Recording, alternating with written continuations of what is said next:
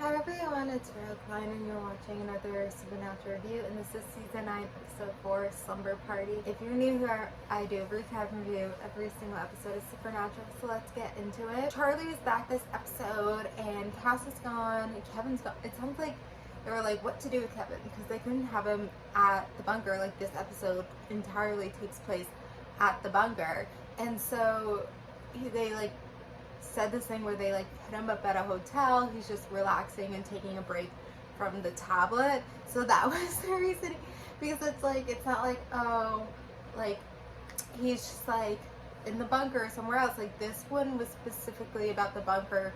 Like, the episode didn't take place anywhere else, and that's why Crowley was like a part of this, because he was somewhere in the bunker and he was a part of it and whatever. Yeah, Cass is gone. And so I feel like every single episode has a third character. Like, I'm trying to think of an episode that just like is the two brothers. Like, I can't remember the last time we had an episode where it was just the two brothers, where there was no Cass, or there was no Kevin, or there was no other like character like we've seen before. Like, I feel like there's always another character, and I think, you know, they're trying to do more. I feel like we haven't had an episode that was entirely in the bunker, so maybe that was where the motivation was for this episode, but I'm not exactly sure. I feel like the motivation was really like the Wizard of Oz. So we never had an episode yet about the Wizard of Oz. We've had a lot of like fairy tale, well, not a lot, but we've had a few fairy tale episodes, so I think maybe they wanted to explore this. But I guess it was kind of based off the original books, which I never read the original books. I'm guessing the original books are a real thing, and I didn't really research what if it's not a real thing, but like, I don't know. But now you guys are like, she's dumb, like she doesn't even know. I feel like it has to be original books. I don't know. Able to tie it in, and they had it be like the original writer was a Man of Letters, so they were trying to tie it into the Man of Letters things too. And I'm hoping they're not pushing too much the Men of Letters on us. Like, I don't want them to push it too much.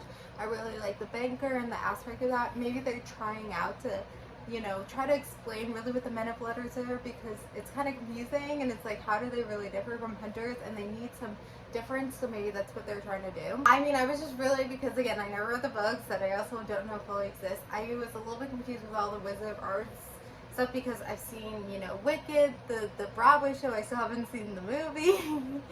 But I've seen Wicked, I've seen The Wizard of Oz, and so I feel like obviously different interpretations of the story than the original is probably different. So I was just kind of confused. They try to make like every Charlie episode something like big and something real, but I feel like they're trying a little bit too hard, and I felt like, you know, usually I like Charlie's character, and I feel like last episode with her I was kind of critical of her character, and like I feel like still very like kind of not too critical, but I still feel some of those same ways with this, where they're like trying too hard and they're trying to make this like an episode it's not. And I felt like this episode was very episodic, and it's the first episodic episode we've had of the season, which is only 4 episodes in. And so I think they're running out of some of these episodic ideas, which is why we're getting more serialized episodes. But I think they're running out of ideas, and maybe that's why they were like, let's do the Wizard of Oz, or let's do an episode all in the bunker. And I feel like we have other episodes where it's all in the bunker. Obviously, I think they're different, and I don't know if there's another one in this season. It feels like every single episode, Ezekiel has to come to save the day. And this one, it was kind of, Dean was trying to, obviously called for him, I think. So it's a little bit different that way, but then Sam's picking up on it. Or I guess Dean's calling him Zeke, so he picked up on that. Also, like, Charlie dying and then like then bring back Charlie. It's just like, you're not a real person until you're not a real hunter until you've died and come back alive. I don't know. It's just like some of it is like on the nose. I didn't hate this episode so much. I know I sound like I'm critical about this episode, but I didn't hate this episode so much that I put it on the worst list. Like, no, I felt like it's okay episode. I felt like I didn't need to put it on the worst list. Obviously, it's not going to be on the top list, because I am critical of like some things that I felt like the episode was trying too hard, and I felt like I wasn't really into it. There's not much else to say really about Crowley's character. Like, they're trying to get him to write demon names. Forgetting how long he's like captured.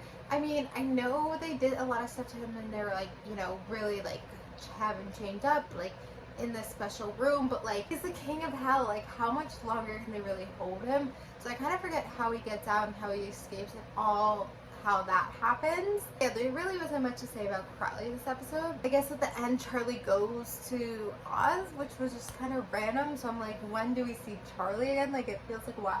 It's also so random, like she's going to Oz, like it just, some of it's just so on the nose because it like does make sense or whatever. Anyway, that's what I'm gonna end here. So thank you guys for watching, like, subscribe, and bye.